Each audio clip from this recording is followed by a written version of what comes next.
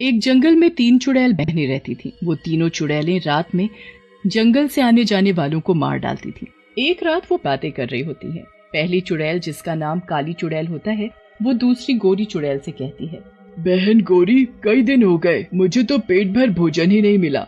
ऐसा ही रहा तो मैं भूखी रह जाऊंगी। सही कह रही हो बहन, लेकिन अब हम कर भी क्या सकते हैं। कोई भी गांव वाला डर के मारे यहाँ से आता जाता भी तो नहीं। अब सबको पता चल चुका है कि यहाँ हमारा वास है और सब यहाँ आने से डरने लगे हैं। बहन, अगर कोई यहाँ नहीं आएगा तो ना आए, लेकिन हम तो जा सकते हैं ना वहाँ।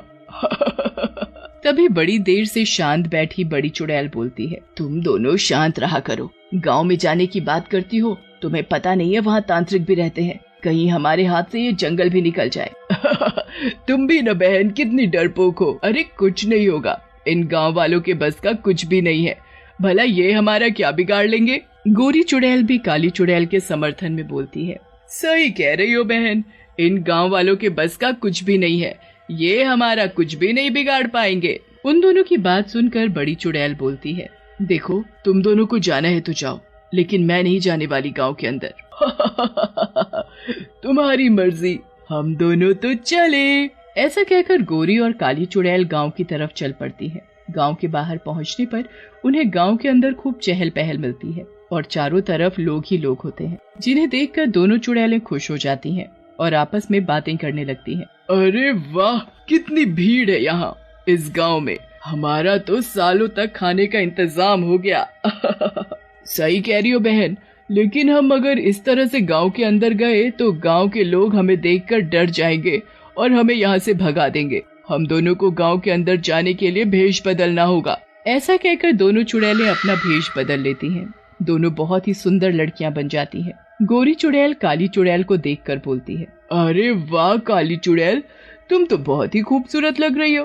कहीं ऐसा ना हो गांव वाले पीछे ही ना पड़ जाए तुम्हारे। क्या बहन, तुम भी जरा अपने आप को देखो, बिल्कुल गोला बम लग रही हो। वो दोनों गांव के बाहर खड़े होकर बात कर रही होती हैं। तभी एक गांव वाला, जिसका नाम भीमा होता है, उन्हें दूर से ही देख रहा होता है। वो वहां आता है और उन दोनों को बोलता है, अरे तुम दोनों खूबसूरत लड़कियां इस गांव की तो नहीं लगती। यहाँ क्या कर रही हो और क्या नाम है तुम्हारा? सही कह रहे हो आप, हम इस गांव के नहीं हैं। हमें दूसरे गांव में जाना था, लेकिन रास्ता भटक जाने की वजह से हम यहाँ आ गई हैं। पता नहीं हम अपने गांव वापस कैसे जाएंगी। मेरा नाम पूजा है और इसका सीमा है। तुम दोनों को चिंता करने की जरूरत नहीं है। जब तक आप लोग चाहो यहाँ रह सकती हो। मेरे पास गांव में ही एक दूसरा मकान है जो कि काफी दिनों से खाली है। फिर भीमा उन दोनों को लेकर अपने घर चला जाता है। अगली सुबह गांव वालों को पूजा और सीमा दिखती हैं। गांव वाले उन दोनों को देखकर हैरान होते हैं और भीमा से पूछते हैं, अरे क्या हो भैया, ये दोनों लड़कियां तुम्हारी साली हैं का भीमा भैया? तभी दूसरा गांव वाला, जिसका नाम पप्पू होता है, बोलता है, अरे सुरेश भैया, तुम भी क्या बात बोल रहे हो? इस भीमा की इतनी खूबसूरत सालियां? भला ऐसा कहीं हो सकत है? भीमा की शकल तो देखो भला। उन दोनों की बात सुनकर भीमा को गुस्सा आ जाता है और वो बोलता है, तुम दोनों मनहूसों को बहुत मजाक सूझ रहा है। अगर मुझे गुस्सा आ गया ना तो तुम दोनों को मैं नहीं छोड़ूंगा। चलो उठ लो अब यहाँ से। भीमा को गुस्से में देखकर दोनों वहाँ से चले जाते हैं। रात होते ही दोनों चुड़ैलें अपने असली रूप में आ जाती हैं और शिकार की तलाश में निकल जाती हैं। तभी उनको वहाँ एक गाँव वाला दिखता है। अरे वाह, मजा आ गया। कितना मोटा ताजा गाँव वाला आ रहा है, इसे तो खाकर मजा ही आ जाएगा। चलो काली चुड़ैल, इसका शिकार करते हैं और अपनी भूख शांत करते हैं। ऐसा कहकर दोनों चुड़ैल उस गांव के पास जाती हैं। चुड़ैल को देखकर गांव वाला घबरा जाता है और बोलता है, अरे मर गया रे, ये तो चुड़ैला है। ये यहाँ कहाँ से आ गई? इससे पहले कि ये मुझे मार डाले, मुझे यहाँ से भाग लेना चाहिए। ऐसा कहकर गांव वाला वहां से भागने की कोशिश करता है, लेकिन दोनों चुड़ैलें उसको पकड़ लेती हैं। राजा, कहाँ तक भागोगे? हम दोनों से आज तक कोई नहीं बचा है। ऐसा कहकर चुड़ैलें गांव वाले को पकड़कर मार डालती हैं और खा जाती हैं। आज भूख मिटी है कितने दिनों बाद। अगले दिन गांव वालों को उस गांव वाले की लाश मिलती है। गांव वाले उसकी लाश को देखकर घबरा जाते हैं। तभी भीमा वहां आता है और लाश को देखकर बोलता है, अरे ये तो दिनेश है, लेकिन इसको इस बुरी तरह से किसने मारा? कहीं कोई जानवर तो नहीं आ गया? भीमा भैया, हमको यह किसी जानवर का काम नहीं लगता, हमको तो ये किसी चुड़ैल का काम लगत है। हाँ, तुम कुछ भी बोलते हो पप्पू, कोई चुड़ैल वुड़ैल नहीं होती, समझे? फिर गांव वाले मिलकर दिनेश की लाश का अंतिम संस्कार कर देते हैं। उसके बाद तो अक्सर गांव वालों को किसी न किसी की लाश मिलती, जिसकी वजह से गांव वाले भी परेशान हो जाते हैं। एक रात गोरी और काली चुड़ैल शिकार की तलाश में जा रही होती हैं। तभी वहां पर बड़ी चुड़ैल आ जाती है और बोलती है, अरे कैसी हो तुम दोनों? काफी अच्छी और मोटी दिख रही हो। बड़ी चुड़ैल वो तो है, काफी गांव वाले खा लिए हमने, हमारी तो हर रात पार्टी हो रही। सही कह रही है गोरी चुड़ैल। वो इंसान कौन सा गाना सुनते हैं? अभी तो पार्टी शुरू हुई है। अभी तो पार्टी शुरू हुई है। उन दोनों की बात सुनकर बड़ी चुड़ैल बोलती है, तुम दोनों का आतंक बहुत बढ़ गया है, अब थोड़ा शांत रहो, नहीं तो ये इंसान तुम लोगों को मार डालेंगे। बड़ी चुड़ैल की बात सुनकर गोरी और काली चुड़ैल जोर जोर से हंसने लगती है।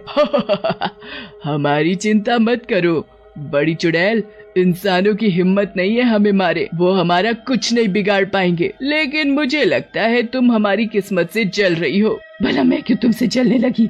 मैं तो दोस्त होने के नाते तुम्हें सिर्फ समझाने आई थी, बाकी तुम्हारी मर्जी। ऐसा कहकर बड़ी चुड़ैल वहाँ से चली जाती है। उसी गांव में राजा नाम का एक मनचला रहता था। एक दिन उसकी नजर पूजा और सीमा पर पड़ती है। वो उन्हें देखता ही रह जाता है और उनके पास जाता है। आप दोनों तो बिल्कुल फिल्म की हीरोइन लग रही हैं। इससे पहले आपको यहाँ नहीं देखा।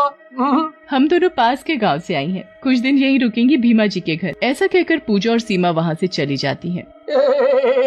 मर गया रे, कितनी खूबसूरत है ये, बिल्कुल रसमलाई लग रही है। आज ही रात मैं इनके घर जाता हूँ और इनसे अपने दिल की बात करता हूँ।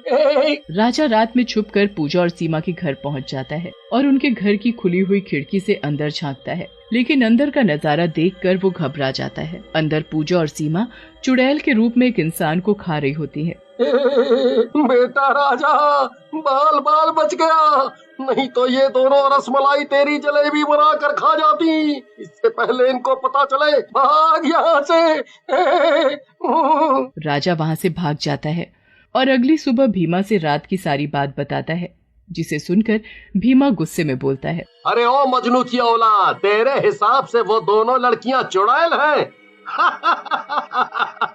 मुझे पता है तेरी गंदी नजर का, हाथ नहीं आई तो कुछ भी बोलेगा। नहीं नहीं भैया, मैं सही बोल रहा हूँ, वो दोनों सच में चुड़ैल हैं। मैंने अपनी आंखों से देखा है। अगर आपको विश्वास नहीं होता तो रात में आज आप चलकर खुद देख लो। तभी वहाँ और गांव वाले आ जाते हैं और पप्पू बोलता है, अरे भीमा भैया, अगर ये ऐसा बोल रहा है तो आज चलकर देख लेते हैं, रात होने में समय ही कितना है। फिर गांव वाले रात होते ही पूजा और सीमा के घर की तरफ जाते हैं। वहाँ सीमा और पूजा चुड़ैल के रूप में इंसान का मांस खा रहे होते हैं। तभी शोर सुनकर वो बाहर आ जाती है। भीमा गुस्से में बोलता है, ओह, तो तुम दोनों चुड़ैल हो दुष्ट लड़कियों, तुमने मेरे विश्वास को तोड़ा है। कौन हो तुम दोनों? मैं तुम दोनों को यहाँ से नहीं जाने दूंगा।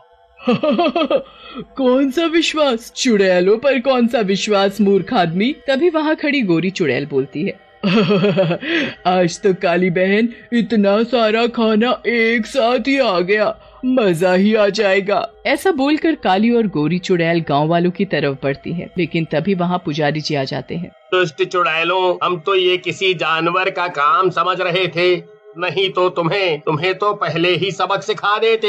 ऐसा कहकर पुजारी चुड़ैलों को एक बोतल में कैद कर देते हैं। इस बोतल को मंदिर के नीचे दबा दो ताकि कोई भी शैतान इनको यहाँ से ना निकाल पाए। गांव वाले वैसा ही करते हैं। उधर बड़ी चुड़ैल को जब इस बारे में पता चलता है तो वो बोलती है, इन दोनों को मैंने बोला था कि इंसानों से सीधा मुकाबला मत करो, लेकिन मेरी बात नहीं मानी। सच में लालच बहुत बुरी बला है।